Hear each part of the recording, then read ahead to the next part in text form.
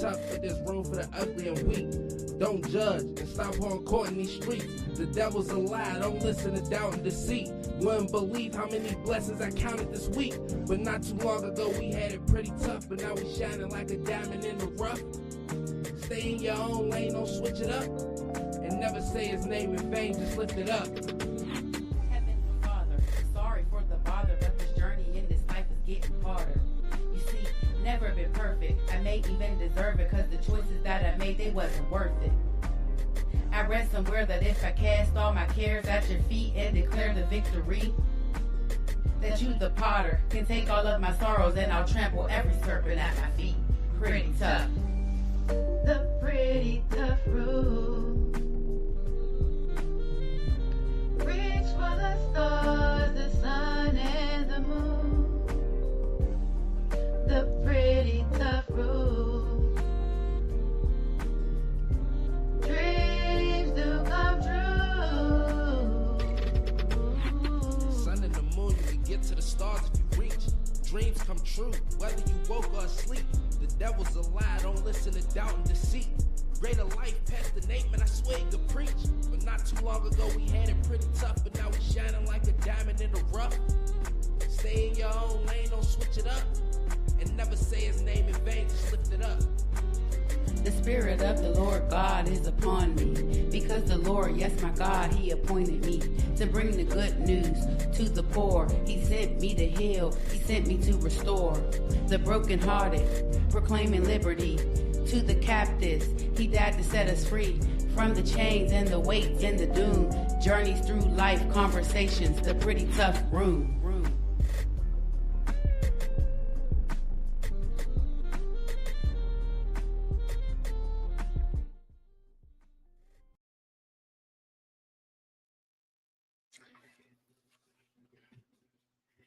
Okay, welcome to the Pretty Tough Room podcast. I'm your host, Sherell P, and today is going to be episode 2, Finding Hope in the Heartache. And these conversations are about parents who have lost a child, some to violence, some to other things, but we're going to talk about it.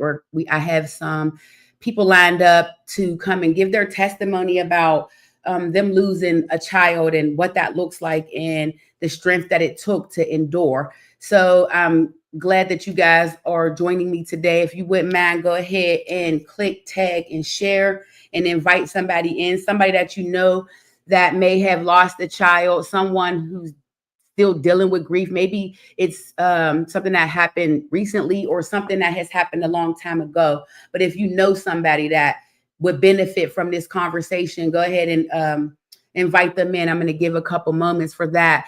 And while people are coming in and joining and other people are tagging and sharing, I do want to go ahead and introduce my guest for this evening.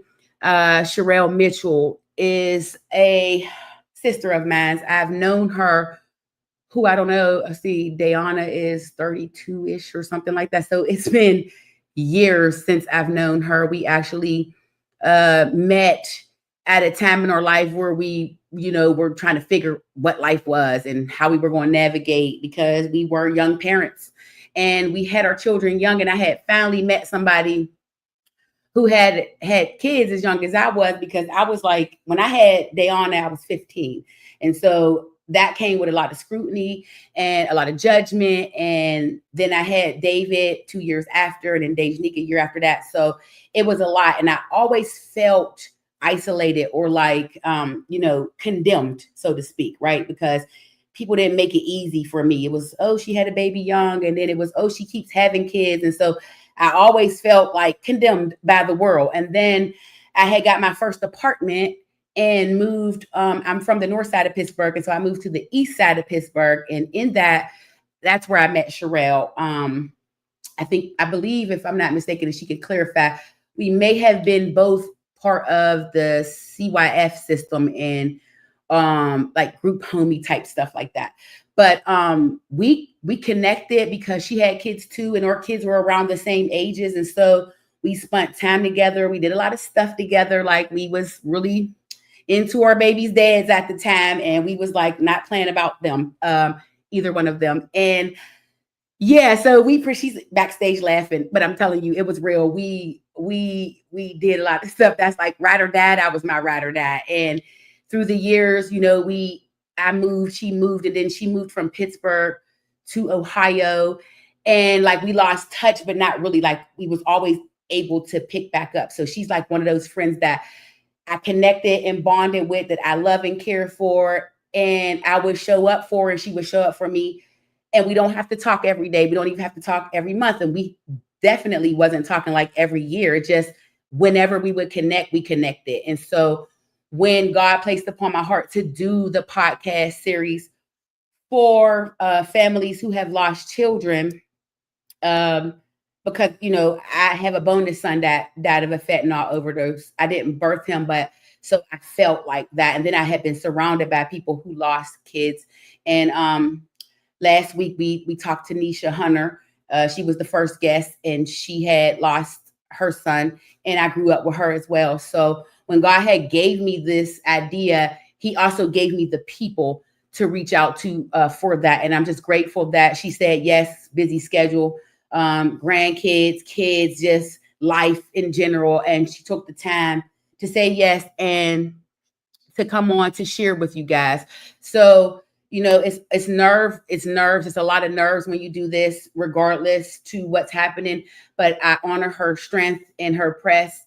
And I know that God will honor her obedience for stepping in to give her testimony, because she's not the first or the last person to deal with this.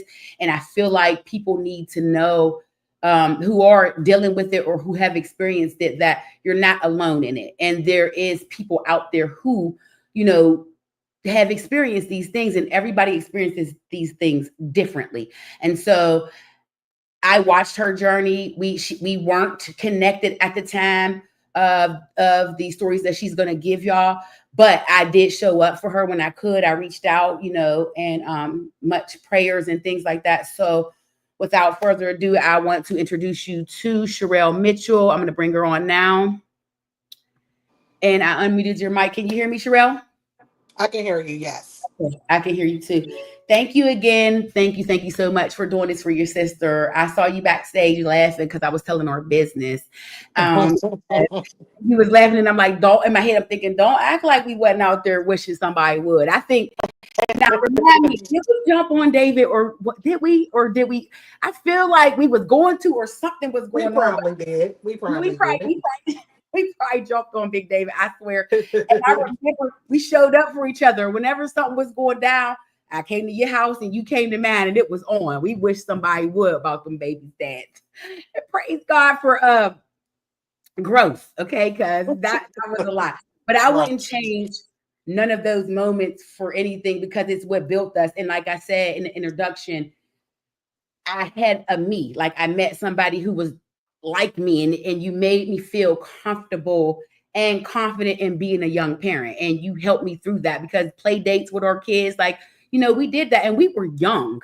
Like, we were young at the time. How old were you when you had your first kid? 15. Well, yeah, that's what I'm saying. We was 15. So our kids, and they were like, their birthdays, their ages were close. So I had 5. You ended up, how many did you have altogether? I had 7. 7. Okay. So our kids was like, and there was always somebody to play with somebody. I wonder if Dayana and them will remember you, because it was so long ago.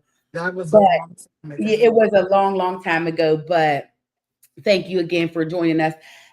So we're talking about finding hope in the heartache, and we're talking about the loss of a child. And I can't even begin to pretend like I know what that's like. You know what I'm saying? Because it didn't happen to me. I've been in the vicinity of it happening, like, to you. When it happened to you, I hurt for you. When it happened to Nisha, I hurt for Nisha. When it happened to my stepson's mom, I felt that, so I couldn't do this conversation because I haven't lived it. And so I wanted to bring people on that I knew lived it and is still living it and thriving, but talking about what that looks like as a whole for other people. So I just want to start by the first question. So for everybody out there, I have questions pre-populated that I send out to the guests, especially for this conversation because it's so near and dear. It's like one of those things, and I wanted to be sensitive to make sure that I didn't ask certain things that would be too triggering or things that would be offensive, right? Because sometimes, because I didn't live it, sometimes we got to be careful with the things that we say to other people, like, you know, you should be over this by now, or saying things like it gets greater later and stuff. Sometimes people don't want to hear that when it's them with certain things. So these questions were already pre-populated, so Sherell knows the questions that I would ask. I may or may not get to all of them, but she's still going to be authentic in her responses. So without further ado, Sherell, the first question I wanted to ask you is like, could you begin by sharing a little bit about your child, who they were, and the relationship that you had with them? Well, as you know, Bo was my first son. And I mean, like, we practically grew up together. Like, Mhm. Yeah. I was so young, when I had him.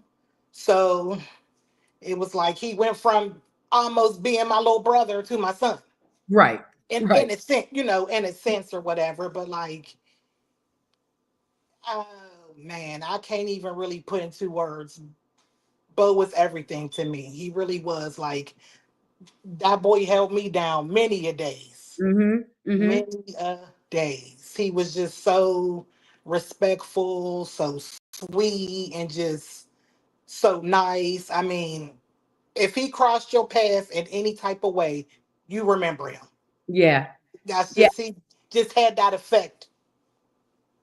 Yeah, yeah. I think he was like that as a kid. He was very fun as a kid, like Mhm. very rambunctious. Him and David, I remember like the energy that he had was just so dope when he was a kid. And I did watch him, you know, before his passing and stuff. I would see you post certain things, and Bo was a mama's boy, like, and you Yeah. know what I mean. They don't like to be that because our sons grew up with this mentality, like, you know, I'm a man, and then at some point it's like in front of people, like, I'm not, at least David, he's like, don't, I'm not a mama's boy. I'm like, yes, you is. You're a mama's boy. You don't, you show up, you know. So you said he was fun. How was he with his siblings? You know what? It's kind of like, I saw Khadijah and Settle and Bo was all close in age. Yes. So then, I had other kids. So I have like two kids that didn't even get a chance. Well, my one son, he was a baby when Bo passed away. So he doesn't really remember him. And then I had another son after, he passed away, which is, unfortunate or whatever. But he was a big brother. Like he loved his siblings. Like they looked up to him. Like Yeah. they looked up to him. They loved him dearly. Okay. So Bo was this sweet kid. He looked out for his mom. He was there for his siblings. Did he have any children? Did Bo have any kids? He had one son. And One at the son. time of his passing, his son was 16 months. Okay, so he had a child. So you was a grandma to Yeah. Bo, right? Okay, and so Mhm. okay, so can you walk us through the moment when you received the news of your child's passing? What was that experience like? So tell us, like, what happened to Bo? How did he pass? And then what was that moment? What was that experience like when you were told that something had happened? Walk us through that. Whew, man, that day was whew, that day was hectic. But I was actually in school. I had signed back up for school. And we was just getting ready to go on our lunch break. And something just told me to look at my phone. So I looked at my phone, I seen I had a bunch of missed calls. And I'm like, why is everybody, calling me or whatever? Mhm. So finally, I was just like, something ain't right. I got up and I called my daughter. And she's like, Mom, something's going on, over where Bo lives at. I'm not sure what's really going on or whatever, but everybody's calling. I think he got shot because at the time, we didn't really know for sure, but like one of her friends had ended up calling her and basically telling her. So I mean, I took off. Like I just took Now, were off. you living in Pittsburgh at the time, or were you in? No, no, no. So I was already in Columbus. I had been in Columbus maybe like 10 years. Yeah, I was probably here like maybe 10 years, a little bit over 10 years, around that time. Okay. And I, girl, ugh, man. Um, he got shot with a friend May 14th, 2012, the day after Mother's Day. Oh, Early in the morning. I talked to him the day before and I had to go to work that night. And he called me like, Mom, I'm gonna come over and I'ma see you. And it just, like it never happened. So, fast forward to we get around, to the scene or whatever. And it happened in an apartment building. So and it was just like, so many people out there, just it was just total like just chaos. Because mm-hmm. by this time, word has spread. Yeah. So they evacuated the building. We're still kind of, holding out hope. They're, bringing everybody out because we still don't really know, for sure of, what's going on. Mm-hmm. So we're out there for, I mean, oh gosh, hours. I mean, hours. So finally, a f- okay, so the boy who he passed away with, his mother, she finally made it to the scene. And a friend of hers son had unfortunately passed away a couple weeks before that. Okay. So she's coming over, she's talking, like, well, I'm gonna give you my number to the detectives that's working on my son's case, because like they weren't telling us anything, like we're out there, we don't really, like, so we don't know if they just got shot, went to the hospital, we don't really know at that time, what happened. Okay. So Wait. Let me stop you real quick. So you're at the thing, and hours is going by. There's still police out there. it's There's it's, it's emergency still police, it's still service. now. There was no paramedics or nothing, but there's just so many police, so many people, and then like, so it's an apartment building, so they have everybody like, it's roped up, but we're like back so far, Yes. Yes. Okay. but we can still, see them, bringing people out or whatever. Okay. So when she had gave me the number, I called the detective, and it was just so crazy because I can hear the lady's phone ringing. So the number she gave you was to a That detective that was on the scene. that was on the scene. Wow. Okay. So, she was like, what do you tell me what you got on? I'm gonna come over to you guys or whatever. And she did. She came over. She asked me, a couple little questions or whatever. And I'm just like, is my son in there? We just want to know, we just want to know, what's going on or whatever. So she's like, well, I'm not really sure. We're everything is still fresh. We're still just trying to, evacuate the building and, question, a couple people and just figure out, what's going on. Okay. And I mean, it was just the feeling that just came over me. Like I kind of knew it. So she went to go walk away. And I just asked her, like, is my son going to be able to have an open casket funeral? So you felt it at I some felt point. it. I felt it. Like And I just do you felt it. remember where in your body you felt that at? I can't even explain, but it was just like something just came over my whole body. Okay. Like, and she didn't give me like no definite answer, but it was just the way she looked at me. Okay. Okay. Okay. So we're still out there hours and hours, later or whatever. So finally they pull me and Monica, which is the other boy that he was shot with. They pull us on the mobile unit. And she was like, I apologize, it took so long and I just feel so bad to have y'all out there for so long. But basically they knew who Bo was because Bo had ID on him. But they Hmm. had to wait to, identify her son. So I mean, and she told us. Oh wow. And so because you had already had that sense with the first time when she walked away, once she told you, what was that like for you? Like once it was confirmed. So once it was confirmed, it just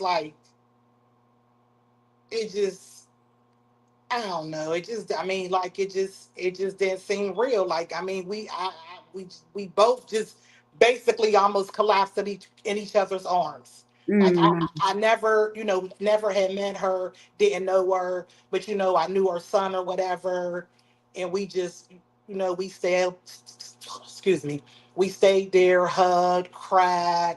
I came out, my family, was there. I mean, we was there for so long. I probably got there at 12.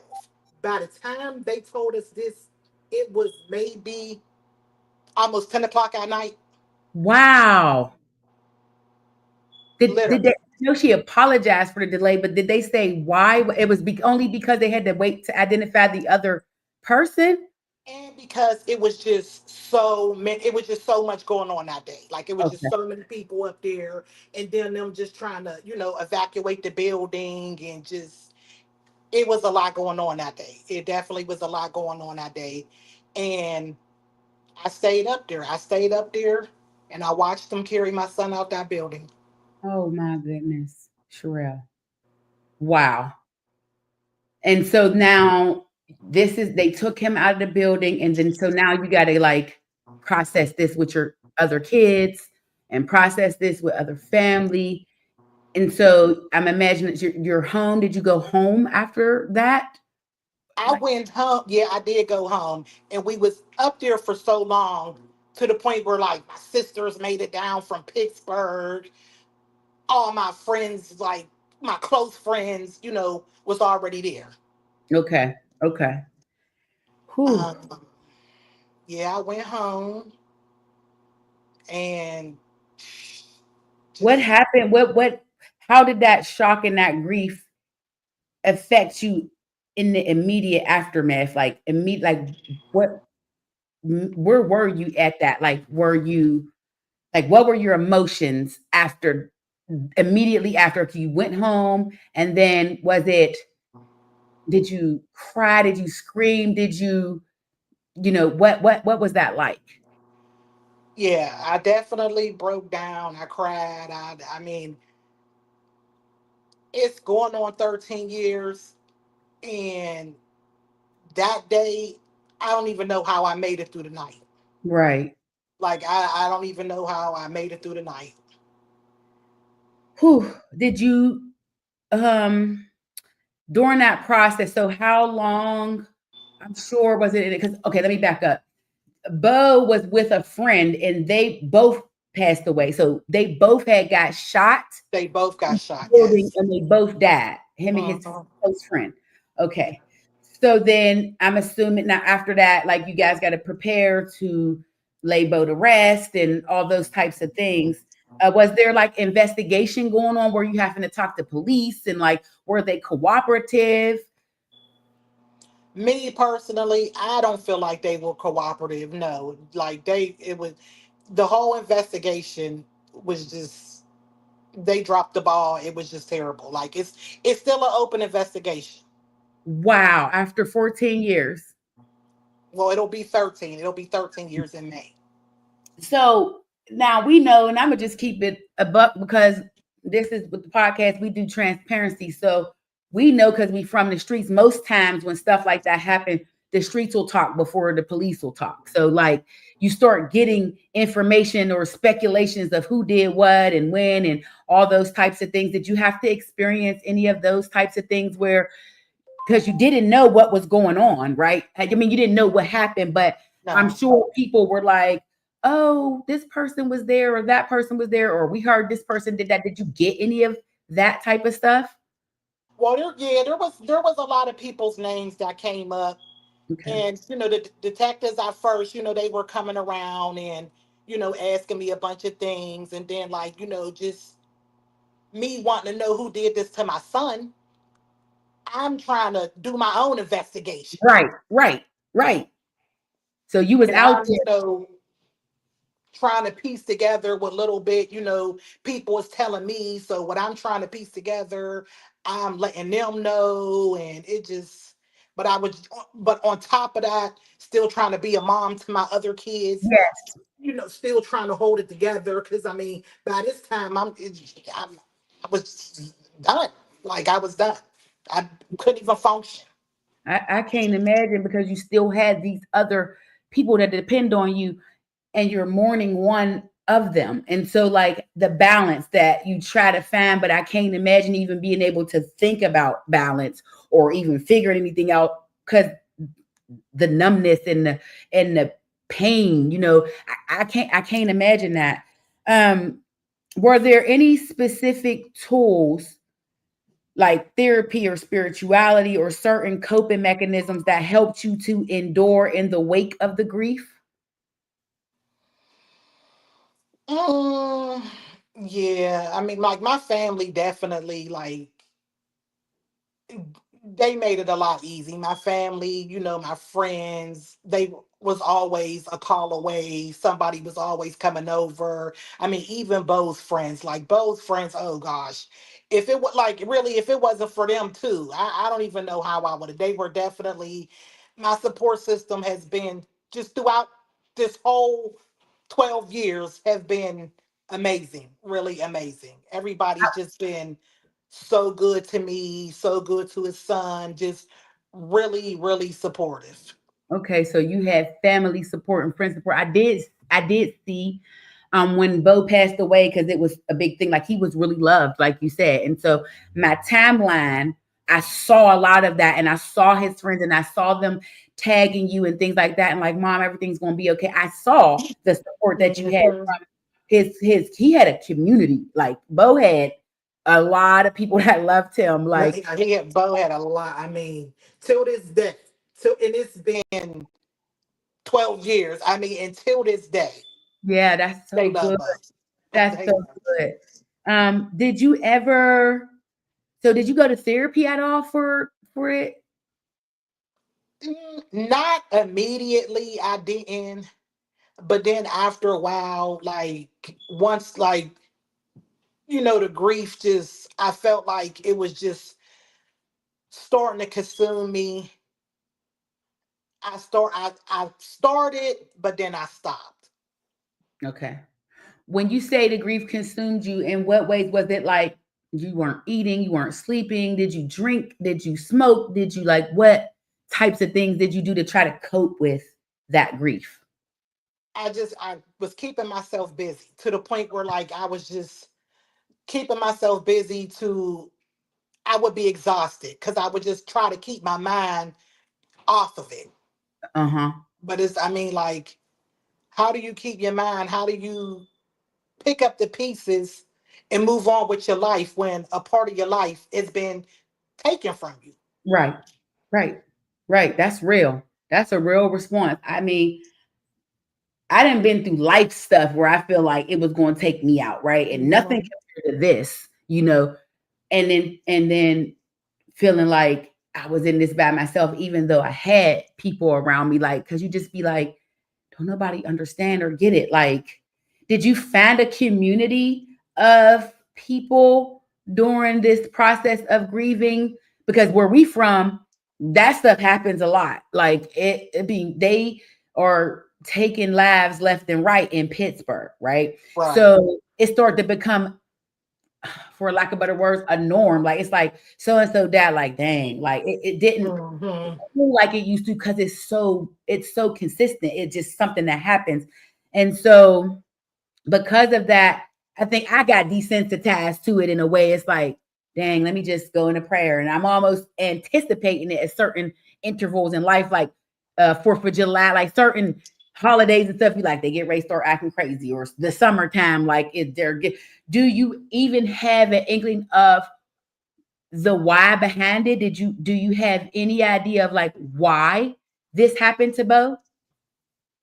I mean, no, not nothing really concrete. You know how it is. Yeah. People say come up with their own stories and all that. So like not nothing really that I know like okay, this is exactly why this happened to my son. Yes. Okay. Okay. Now you said that you had a lot of support.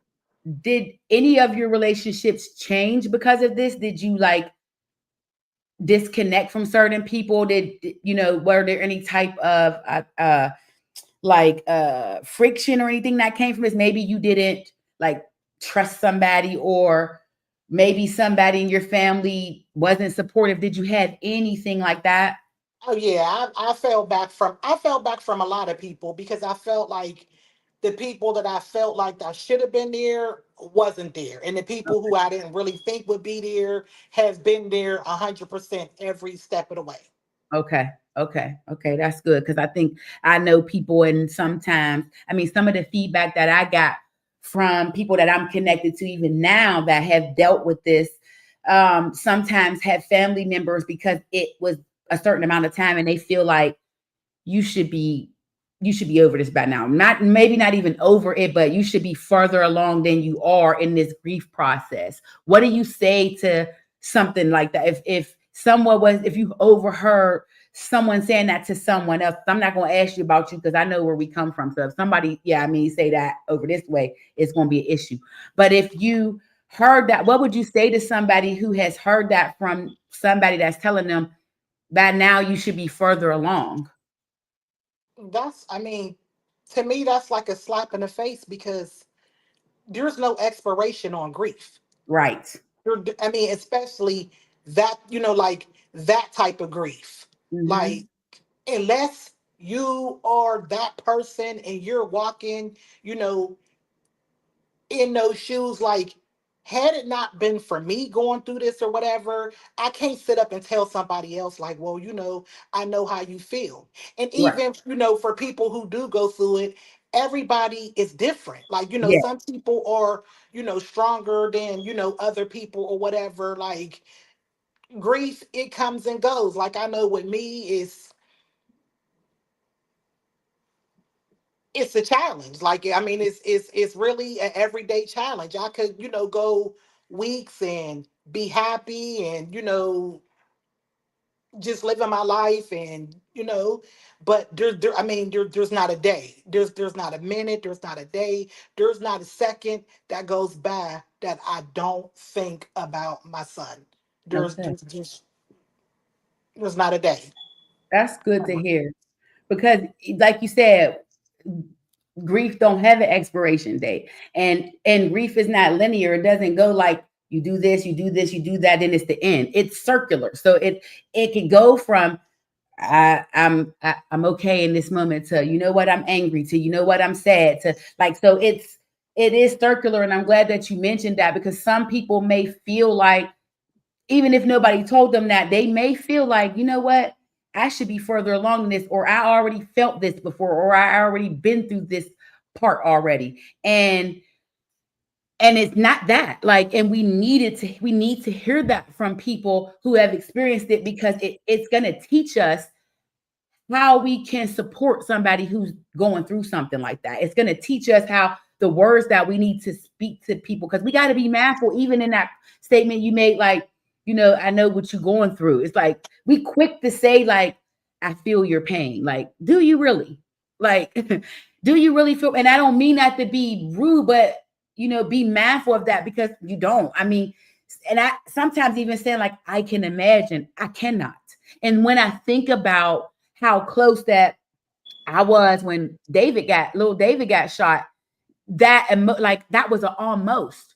So Mhm. I still can't say like I can understand because I don't. But when I think about what could have happened, my heart just this thing, and it's like I can't imagine how somebody gets up every day once they have lost a child that they birthed and raised. And how do you get up every day? Like that takes some different kind of strength to do, and to still have responsibilities on top of that. Like that strength is like no other. Like I really can't imagine that. And so you saying that grief, it ain't no expiration date. That's absolutely right. And that just brings me into my next question. Did the pain of your loss lead to any unexpected changes in your perspective on life, love, or family? So Bo, he was murdered. Let's call it what it is. He was murdered. Mhm. He didn't just die. Somebody murdered him. And so with that, did it make you change how your perspective of life or love of someone or people or even family? Good or bad? Mm,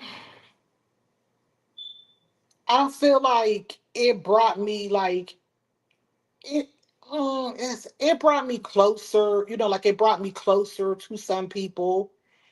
Um, it made me fall back from a lot of people, and it did. It definitely changed my whole perspective on a lot of stuff. Really, Okay.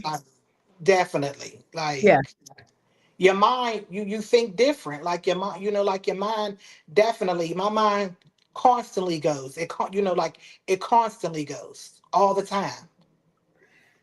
Whew, what about the kids? What about your other kids? Like, did it make you more protective of them? And where they go and what they do and the choices they make and the people they hang around? Was that something? Did you get overprotective at all? A little, yeah, a little, Okay. yeah. Which is understandable because it's like I need to know who you're around. I need to know like when where you're going and still trying to give them autonomy too to live their life independently. But like I need you to understand what we lost, and when you leave out this door, I need to make sure you're okay. Yeah. So okay. Um, have you created or supported any projects or organizations or initiatives in Bo's memory that might have helped you honor his life and legacy? Have you done anything? Well, I am a member of Mothers of Murder Children, which is a organization here of lots of mothers who have lost their kids. So I, Okay. built a sistership with them, Okay. in which that's been supportive.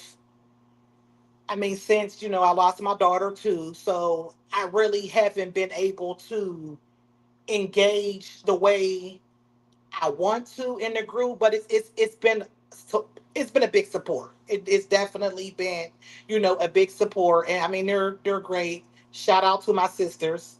Mm-hmm. They do a lot of stuff in the community. Like it's nice. It's definitely nice. Okay. And so I did share on the flyer, I believe, or at some point that Bo was murdered, but you lost another child too. You lost your daughter, I lost. Khadijah. Yeah. You want to touch on that a little bit? Just tell us like what who she was and how far apart was it from her and Bo's death? So it was like maybe 10 years apart. Maybe it's Okay. been 3 years. It just came up on 3 years that she's been gone on the 29th of December. Like I'm not really going get into it too much because that right there is like, it's just still so fresh. Mm-hmm. She died from a drug overdose. Okay. She Okay. left behind her three boys. Okay. And I remember, so For the viewers, I found out about her daughter passing away because she was like, stuff was going on Facebook, and I think you might have posted like a broken heart or something, like a bunch of broken hearts or something. And then I inboxed you, and I'm like, what's going on? And then you told me like that somebody found Khadijah, and I was just like, all I could remember is like, she already lost the kid. God, like what is this?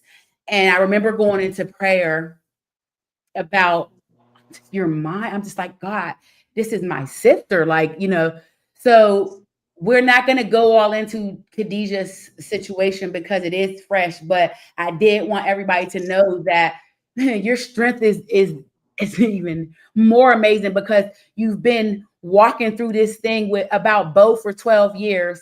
And then Khadijah passed away just 3 years ago. So now, and she had children. And I remember too, there was like issues with that with the kids because she passed away and they have, another side of the family. And I remember going into prayer again, like, Lord, make a way because it's already hard enough. And I remember Khadijah too. She was another one, like her and Dejanique reminded me a lot of alike of each other because they just was really feisty and very much like cute and just knew they was cute and that's how they moved, and things like that. But I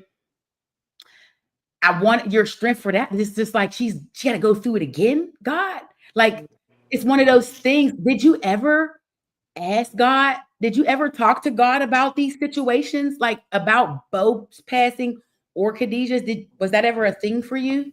Oh yeah, all the time, all the time. Like, God, I'm strong, but sheesh, this is a lot. Like, Mhm. this is a lot.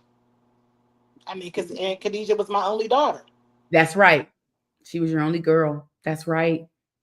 Yeah, you had 6 kids, 5 boys and 1 girl, right? Yep. Yeah, Khadijah was the only one. Man, sis, when I tell you that, yeah, that's hard to even to, to have to experience like and still again, you still got things to do and you still got people to take care of not only your family, like your kids who are much older now, but now Khadijah's kids are younger and y'all were close and the kids was close to their grandma and the kids was close to their aunts and uncles. And so all this shifting and stuff is happening. And in this, I know it was like, God, what's happening? What do you want from me? Or why me? And I can hear I mean, I would be asking God, like, what is going on? Like, I would have to be talking to him like me and you talking like, sir, I'm sorry.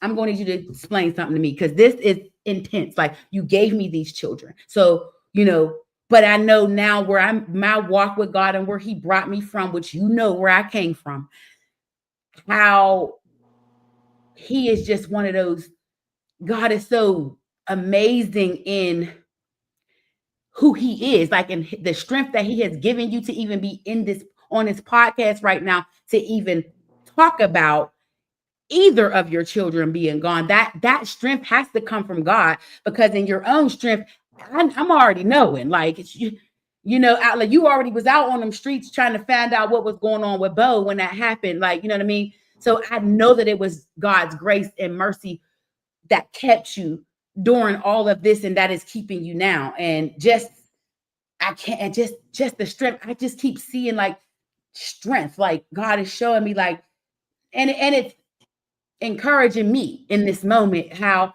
we will get so caught up on things in this world that are mediocre compared to what people are dealing with, like your situation. We get caught up on, and it's minute thing. I mean, it might be big to us, but when you start hearing somebody's testimony like yours, and it's like, dang God, now I want to it makes me want to pray for other people. It makes me want to intercede for other people because you kept me, and I'm these people are dealing with other stuff, God, that's bigger than my stuff. So give them the strength that they need and give them the peace that they need. And it seems like you're a mom, and I know it's not going to ever be something that you just get over. It's never going to be that. But the strength that you have, you in these sisterhoods, and y'all feeding off of each other, that strength, I think that's so dope. And I'm really grateful that you have support like that, because some people don't. Some people are still sitting in their spaces because they shut people out, and they're mad at God, and they're not talking to God anymore because they feel like he took something from them, and they're bitter, and they feel like there's no way out. And that's why I feel like your testimony is important, so people could know, like, yeah, it hurt like hell. And yeah, it wasn't fair. And yeah, I was mad at God. And yeah, I went off and I might have broke something. I might have cussed. I might have drank. I might have smoked a blunt. But I'm here in this moment. Like, that's what I see when I look at you. Like, you're here, and you're necessary for such a time as this.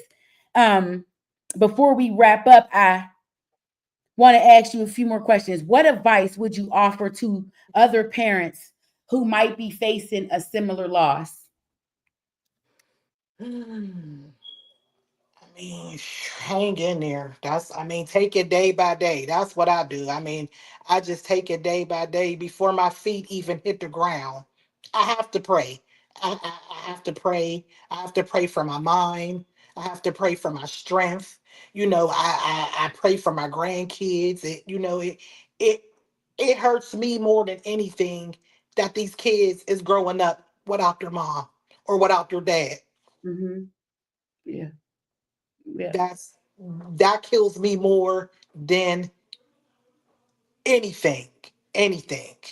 So I pray every day. I pray and thank God every day that I still have the right mind. Because I Yeah. mean, literally there's days where I don't even want to get up.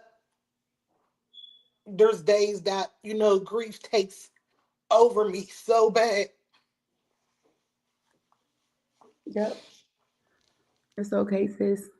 Thank you for being transparent and vulnerable. I mean, and all you can really do is just pray and hang in there and, find people that are support, good support, people that you can talk to, people that you can be open with, that you don't feel like is, judging you, Mm-hmm. or people that you don't feel like that's blaming you, or what type of mom are you, because you have that people, people do that, but all we can do is raise our kids and teach them right for wrong, and guide them. But when they get older, they're going to make their own decisions, in life. They don't always make the best decisions, but what can you do? Right. Right. Well, Sherelle, the I just had one last question, and that is there anything else you'd like to share about your child, your journey, or any message that feels important to you at this point in your healing process? um I mean, it is long as I have air in my lungs, I'm going to always keep my son's name alive. I'm going to always keep, my daughter's name alive. As long as I'm able bodied, I'm gonna make sure that their kids, know them. Make sure that their kids are good. And I just, I pray every day that my son get justice, because he was only 20 years old. He didn't deserve to have his life taken from him, taken from his son. It's just it's life could be so unfair. Yeah, it can. Well, thank you again, Sherelle. I really love you. Thank you. I have Minister Bree Browning in the background. I'm going to bring her forward. This woman of God is anointed, and she's a prophet. She helps me. Like, I can call her, I can text her. I know that God, when He gave me the people He gave me to do this conversation, He also gave me the people to cover the the the guest who was coming on, and He showed me who, and she was specifically chosen for you. So I'm gonna bring Bree on. She's just going to pour into you, and then she's going to pray us out. I love you so much, sister. Thank you so much for stepping up and sharing your testimony, and just just letting us see your strength, and your journey. Like people, it's so important. And I learned that with things that I go through in my life, it's okay to share things that you're going through, because the testimonies that we give is what helps other people to be Right. set free. Because some people just feel like they're all alone in whatever they're going through. And that's not the case. But if we keep our mouth shut, then people will always stay in bondage like that. So I really pray that God blesses you abundantly for what you've done on the podcast tonight. Minister Bree, thank you so much for joining us. Thank you for saying yes to this assignment. I know your son's birthday is today. You guys are celebrating, and you made it. You made a way. I really, really appreciate this. You are really a part of me being able to hear from the Spirit of what needs to be done, and I know that God chose her for this conversation and chose you to cover her. So, Sherell, this is Minister Bree. Bree, this is Sherell. I'm going to let Bree go in her own way and do what God does through her. Go ahead, Minister. I'm Thank you, just sister. Thanks for having me. I appreciate it. You're welcome. Stay right there, Sherell. I'm honored. Can you guys hear me okay? I Okay. can Yes. hear you. Honored to just to even speak to this situation, to even be able to put a voice to it.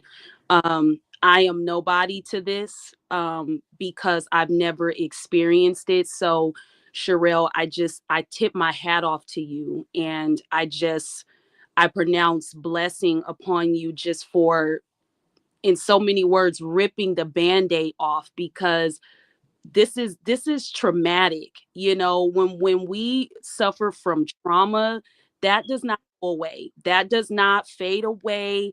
There's no eraser that we can take and kind of etch it out. There's no way that we can forget the details of it, what we felt, what came over us, what, even down to what we may have had on, you know what I mean? And Hmm.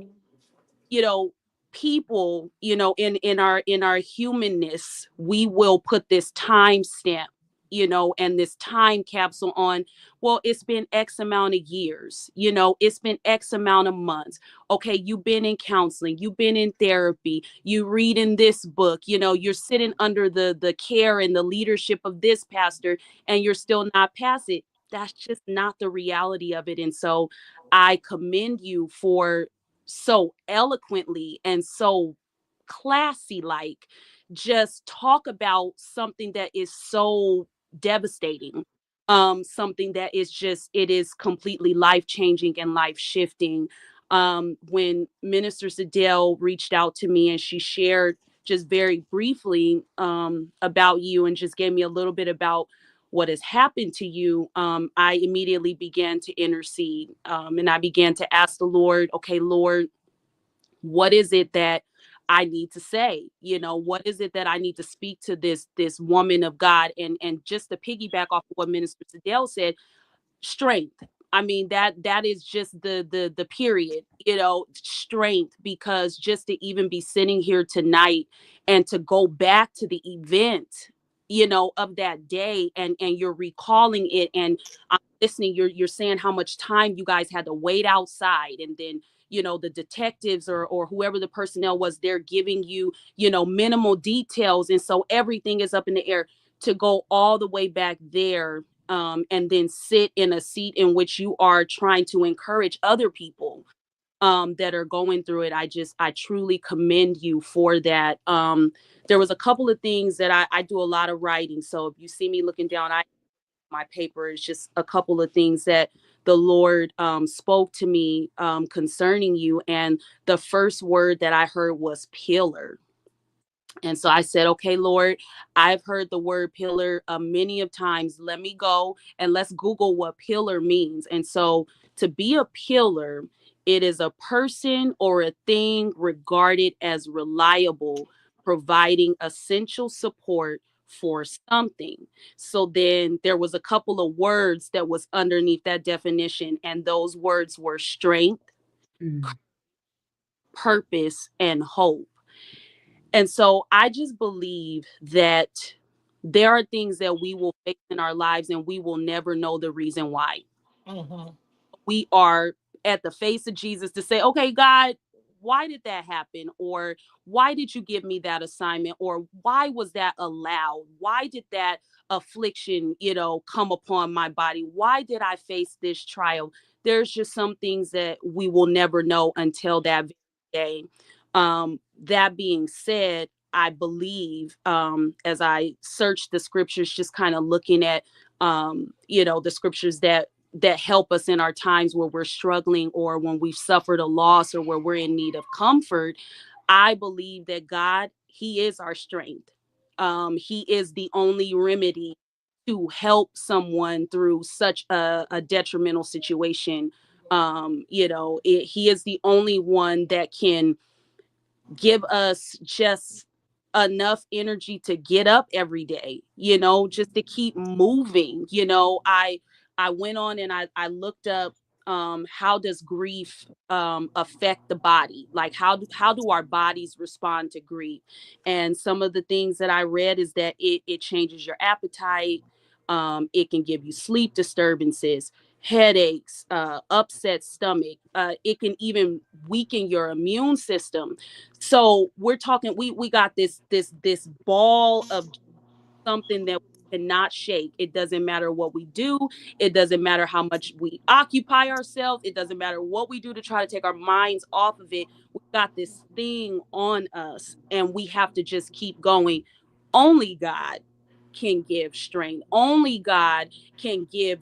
I don't care if it's just a drop. If it's a drop to say, okay, I showered today, or I combed my hair today, or I was able to get out of the bed today. It is the Lord, that gives us that strength. And so, that being said, I pray that God will continue to give you the strength that you're already walking in. Like I said, the way that you just speak so eloquently, about such a heavy matter, and it is your story, it is your experience, so you're not telling somebody else's story. The fact that you are able to speak of it, and to speak of it to say, hey, I had a support system. I had friends, I had people come in. I think I mentioned that for the past 12 years that you've had some people that have really been down for you. Just to even be able to express that, and kind of wrap it all together, is just a true representation of God's strength, and the strength that He's going to continue to give you. You are that pillar. You're that pillar to your community. You are that pillar to your family members.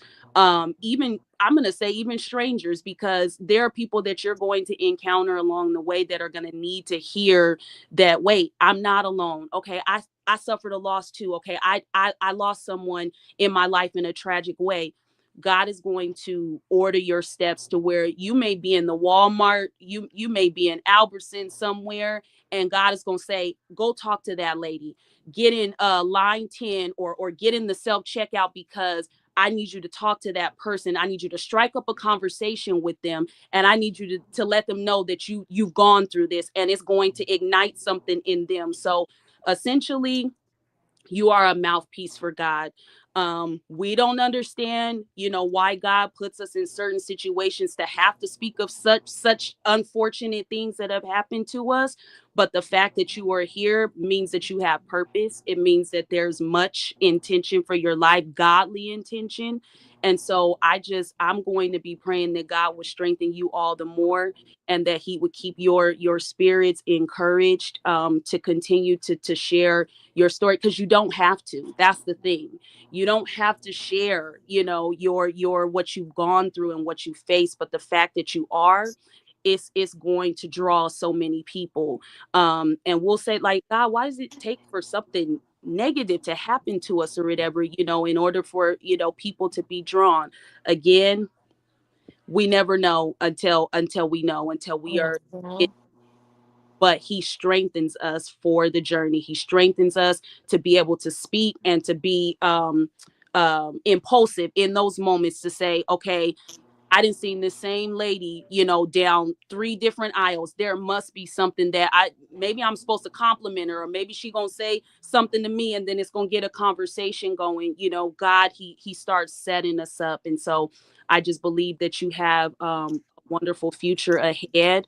I believe that you have many years to live, and to continue to carry on the legacy of your children. And so I bless you, and I pronounce favor over your life.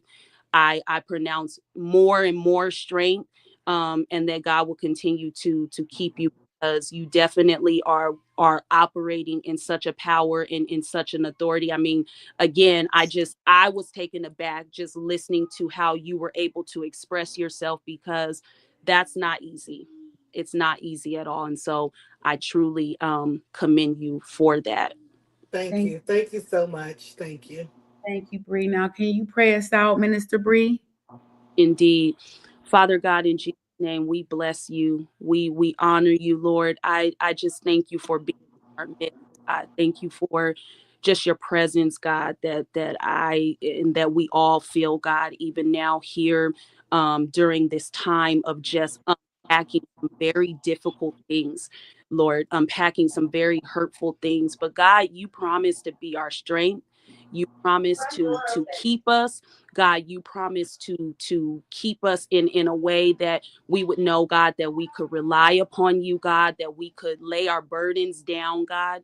And so, God, I just ask for this woman of God, that you would send strength her way, God, that you would send, God, strength like no other, like nothing or no one else could give, God. And I just thank you for her just being so open and being so willing, Lord, to share such a vulnerable piece of her story, such a vulnerable piece of her children's life. And I just ask that you would continue to guide and keep her.